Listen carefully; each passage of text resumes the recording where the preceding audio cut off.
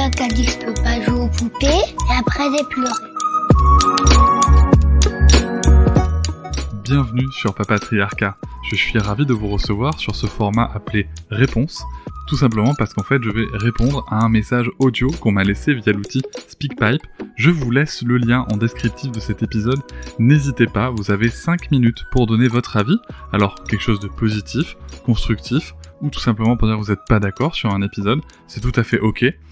L'idée c'est de pouvoir échanger ensemble avec de la nuance. C'est pour ça que 5 minutes ça permet de construire un argument et surtout moi de pouvoir vous répondre derrière afin d'enrichir un petit peu plus le débat que ceux qu'on peut trouver sur les réseaux sociaux.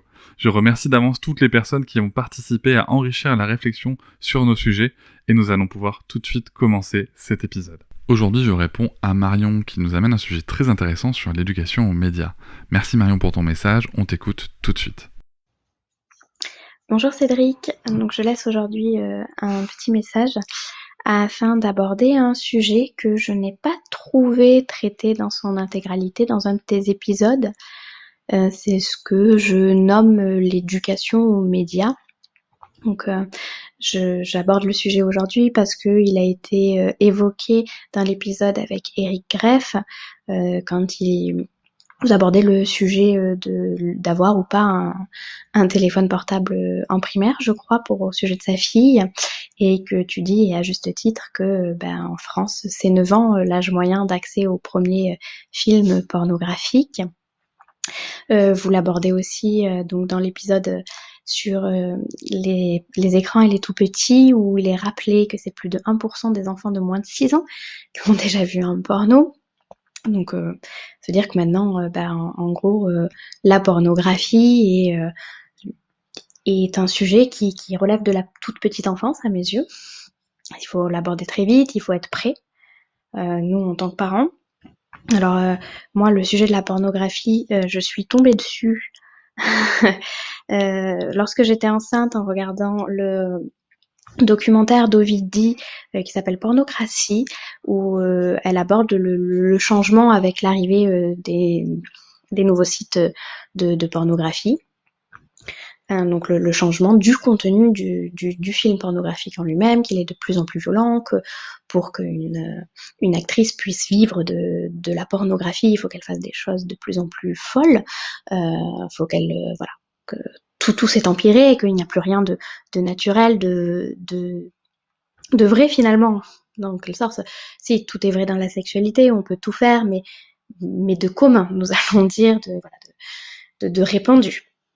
Ça m'a choquée aussi quand j'ai surpris une conversation dans des transports en commun de jeunes filles qui apparemment étaient tombées sur un porno de sexe oral jusqu'à vomissement, puisqu'elles se demandaient si elles étaient obligées de faire ça, si c'était normal de vomir après, si voilà. Donc là je me suis dit waouh, ok, il va falloir que je m'y prépare à ce sujet, vraiment, je suis enceinte. Donc il va falloir que je m'y prépare vite, parce qu'en fait ça a l'air de vite arriver. Qu'est-ce que je peux faire ? J'avais été sensibilisée à l'éducation aux médias parce que je suis d'une formation dans l'informatique et donc forcément on nous aborde, on nous apprend comment utiliser les médias, comment les protéger, et je sais qu'on ne peut pas empêcher notre enfant d'utiliser un média, que même si on a un contrôle parental, il arrivera à passer outre, qu'on ne sera pas averti de tout, voilà. C'est impossible de sécuriser, c'est comme on ne peut pas sécuriser entièrement notre maison, hein. Voilà. C'est comme ça, donc c'est plutôt sur comment les éduquer, comment les éveiller aux médias, et en plus, parce que les médias, c'est quand même formidable, cette avancée qu'on a eue avec Internet, mais notamment, n'oublions pas les médias un peu plus anciens, les journaux, la radio, les podcasts maintenant, les nouveaux, la télé, tout ça. On parle de théorie du complot, on entend tout et son contraire, comment faire le tri, comment savoir ce qu'est une fake news, en avoir déjà entendu parler, voilà.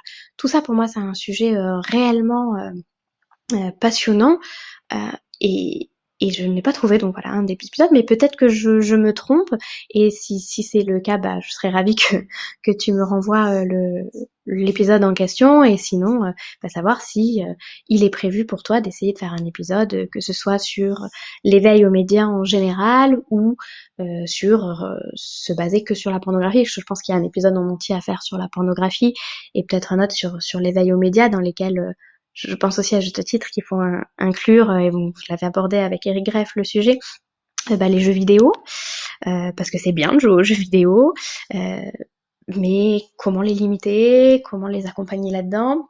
Je pense aussi qu'il faut aborder les films, hein. On a eu un épisode avec certaines séries Netflix que je ne citerai pas, où des enfants de 8 ans le regardaient avec leurs parents et on a vu des dégâts dans les cours de récréation. Voilà. Et moi, je fais partie de ceux qui pensent que l'interdit, en fait, même si l'enfant fait quelque chose d'interdit, il y a un recul dans la chose qu'il fait parce qu'il sait que c'est interdit, il sait que c'est pas bien et il va du coup être plus vigilant dans ce qu'il fait et moins se le prendre en lui, en fait, moins l'ingérer, moins le subir à mes yeux. Mais ça, c'est un avis qui m'est totalement personnel et j'adorerais, et c'est pour ça que je laisse ce message, échanger sur ce sujet, avoir l'avis d'autres personnes et avoir des comptes pour m'aider, m'aiguiller, me faire grandir sur ce sujet et notamment peut-être croiser une association pour l'intégrer et pour aider si possible et apprendre. Merci. Merci beaucoup Marion pour ta réponse, pour le sujet que tu amènes et que tu abordes. Il me semble en effet extrêmement important, voire essentiel. Alors il y a plusieurs choses. En effet, il y a l'éducation aux médias, comme tu l'évoques, qui est extrêmement importante. Je pense qu'on est peut-être aussi, alors c'est un avis très personnel, hein, mais je pense qu'on est peut-être aussi perdu nous-mêmes parce que tout va très très vite en fait. On est passé de médias où on avait beaucoup de documentaires, où à la télé on voyait des experts, maintenant ce sont des chroniqueurs qui donnent leur avis sur tout par exemple, à de l'information qui va vite. Tu vois les formats sur les réseaux sociaux sont privilégiés plutôt à 30 secondes. Alors c'est quelque chose qui évolue. Là on est sur quelque chose qui évolue. On sait qu'aujourd'hui un réseau social comme TikTok augmente la durée de ses vidéos à 10 minutes par exemple pour essayer d'aller chercher un concurrent qui s'appelle YouTube. Et ça donne aussi l'opportunité en fait d'avoir plus de temps pour travailler les messages. Donc voilà, il y a des choses comme ça qui vont très vite, je pense, et auxquelles il faut apporter une attention particulière. Je pense qu'en effet, les supports qu'on a aujourd'hui font qu'on veut aller de plus en plus vite sur la compréhension de sujets qui sont complexes. Et ça, c'est un vrai problème. Et en même temps, on a aussi le podcast qui évolue, qui a un format qui se développe, qui évolue, et comme vous pouvez l'entendre quand on discute, ou même dans ce format de réponse, on essaye de prendre le temps de dire les choses. Aujourd'hui, si vous voulez, il y a une étude qui est sortie récemment dans le milieu du podcast, où la durée optimale d'un épisode, même si moi je m'en fous un peu, mais bon, bref, la durée optimale d'un épisode serait de 37 minutes. En 37 minutes, on a quand même le temps de traiter beaucoup de choses sur un sujet, même quand on a un invité ou une invitée. Et ça, c'est vraiment quelque chose d'intéressant. Je pense que c'est aussi pour ça que le podcast est un format important, parce qu'il va permettre, je pense au podcast vulgaire par exemple, d'avoir des informations pertinentes dans un format de divertissement qui vont être entre 7 et 15 minutes, globalement, sur le travail que propose Marine Bausson. Mais enfin de divertissement en tout cas aussi souvent informatif, et ensuite on va pouvoir développer des échanges plus approfondis, que ce soit fait par des journalistes, avec des enquêtes, avec des spécialistes, ou du conversationnel comme ça peut être proposé dans mon podcast et dans d'autres. Donc voilà, on a ces formats-là qui émergent, mais globalement aujourd'hui ce qui prend le pas, c'est quand même un média où il faut que ça aille vite et où on veut résumer les informations en quelques secondes. Il y a aussi une étude qui, alors j'avoue que je l'ai plus en tête, une étude qui était sortie sur qui lit l'intégralité des articles et qui lit seulement les titres et les sous-titres. Voilà, ça c'est quelque chose d'important aussi, parce que c'est un sujet que j'ai eu il y a pas longtemps justement avec l'épisode que j'ai sorti avec Annelise Ducanda sur les écrans, où des gens lui font dire des choses alors qu'elle n'a jamais dit ça, mais en fait ils ont juste lu des titres et des sous-titres d'articles. Et c'est vraiment important de pouvoir avoir accès à la juste information, mais c'est pas facile. Donc en effet, l'éducation aux médias, je pense qu'il y a quelque chose à faire. Je pense qu'il y a une responsabilité qui est et individuelle et collective, et en même temps il y a aussi un sujet de société, c'est qu'aujourd'hui tout doit aller très vite, de manière très simple, et c'est aussi ce que la société demande. Donc je pense qu'il y a aussi une vraie démarche presque militante dans le fait de vouloir consommer des contenus qui vont prendre le temps. Ça veut dire aussi que nous on prend le temps, et donc c'est aussi une démarche, je trouve, un peu militante de ce point de vue-là. Voilà, et bien sûr, bon, je l'ai évoqué rapidement, mais voilà, moi quand je vois la télé, si tu veux, où on va parler, j'en ai parlé dans un bonus, hein, on va parler d'éducation positive chez Estelle Midi avec Estelle Denis, un gars qui est infectiologue, enfin un docteur qui est infectiologue à la Salpêtrière, un économiste sportif et une journaliste lambda. Non, enfin, tu vois, moi c'est ce genre de choses, et on voit ça chez Touche pas à mon poste, enfin on voit ça partout.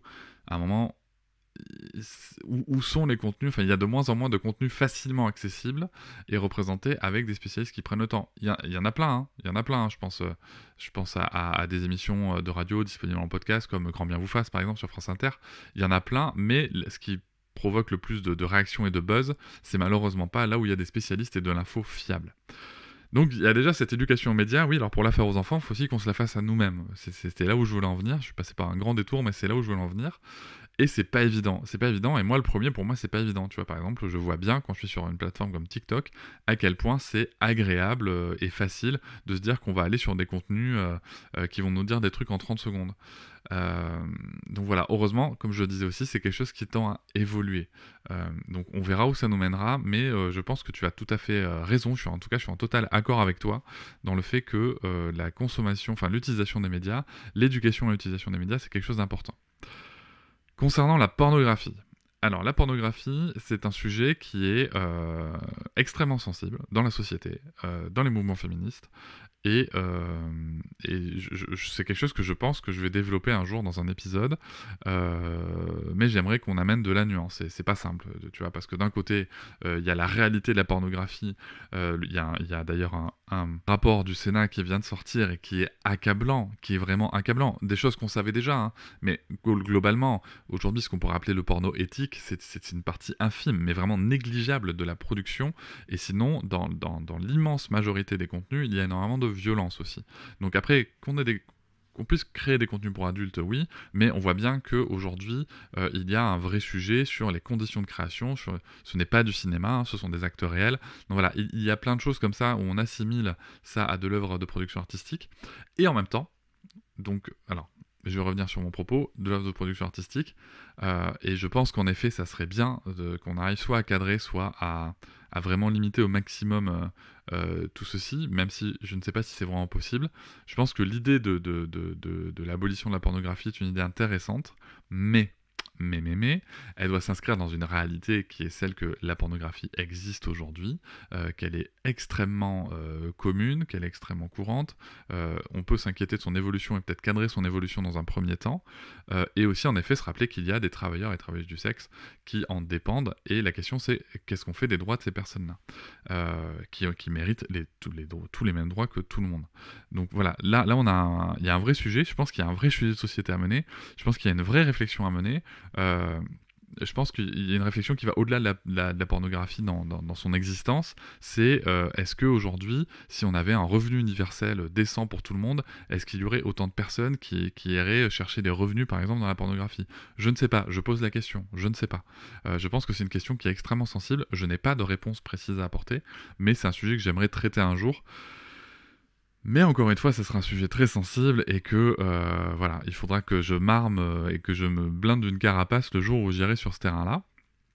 Mais c'est un terrain sur lequel il faut aller en effet. Et enfin, ce que tu évoques aussi, c'est l'éducation justement à l'accès à ces contenus. Et là, je pense qu'il y a des comptes très intéressants, comme celui de Tessie van der Hagen, avec qui on a déjà fait Yes Famille sur les réseaux sociaux, avec qui on a déjà fait en effet un épisode sur l'éducation, justement, la sexualité positive. Il y a en effet des clés qui peuvent être données, et puis il y a quelque chose qui est très bien dans les pays anglo-saxons, enfin, ou au Canada, ou des choses comme ça, c'est qu'ils ont des espèces de rituels, alors que ce soit sur le porno, sur des sujets importants comme ça, sur les sujets de racisme aussi, il y a ce qu'ils appellent the discussion, tu vois, le moment où on va parler de ce sujet-là. Et c'est quelque chose qui est assez ancré culturellement. On sait qu'on va devoir en parler, donc on va en parler. Et je trouve que c'est quelque chose de très sain, parce que ça montre aussi que c'est pas tabou, ça montre aussi qu'on peut en parler. Moi, je sais que je serais... tu vois, par exemple, je ne pense pas pouvoir empêcher ma fille de consulter un contenu pornographique avant un âge qui me paraîtrait décent, parce qu'en effet, on l'évoquait avec Anis Dukanda, et tu l'évoques aussi, il y a des enfants de moins de 6 ans qui accèdent à du contenu pornographique. L'âge moyen d'exposition au contenu pornographique est de 9 ans, donc 9 ans, faut quand même s'armer, hein.